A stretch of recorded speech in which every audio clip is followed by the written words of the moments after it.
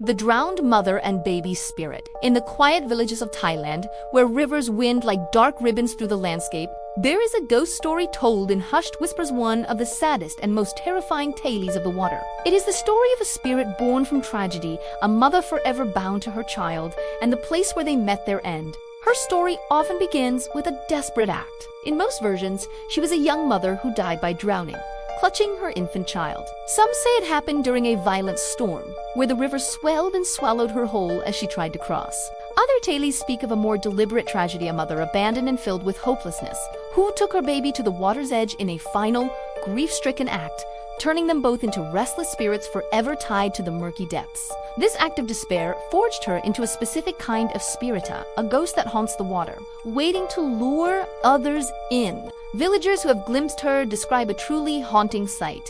She appears as a pale, soaked mother, perpetually holding a newborn baby in her arms. Her long, dark hair is always wet, plastered across a face you can never quite see, shrouding her features in shadow. Her clothes, drenched and heavy, cling to her skin, and water drips constantly from her body, leaving a trail of sorrow wherever she walks. Her eyes, when visible, are said to be dark, swollen, and filled with an unending, profound sadness. But often, the first sign of her presence isn't what you see, but what you hear. Sometimes, only the sound of a baby's faint cry echoes across the still water, long before the ghost herself appears. The encounters with are chilling and designed to prey on human compassion. It begins with a sound that's hard to ignore, a baby crying, seemingly lost and alone near the water. As you draw closer, you might hear a mother sobbing softly, a sound of pure heartbreak carried on the night air. Sometimes, a desperate whisper reaches you, a woman's voice pleading, "Help my child." But those who follow the sounds are led not to a living person in need, but closer and closer to the dark, waiting water.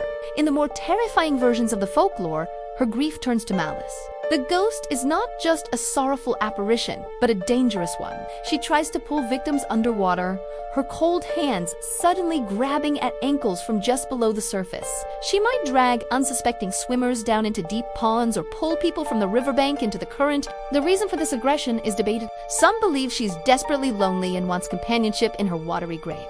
Others think she's confused, believing that by pulling the living underwater, they might be able to help her find peace or finally save the child she lost so long ago. It is said that does not appear to everyone. Her encounters are most often reported by those who are alone or vulnerable, their solitude making them easier targets for her sorrowful lure. Fishermen casting their nets at night, travelers taking a lonely path by the river, and men walking by themselves are the most common witnesses. People passing by riverbanks at the liminal hours of dusk or deep midnight are especially at risk. Some legends even suggest she approaches men most often, her grief-soaked mind mistaking them for the husband who abandoned her or failed to save her in her final moments. Ultimately, she is a tragic ghost, not a purely evil one. Her nature is born from immense sorrow, and her actions are driven by a mother's undying, protective instinct.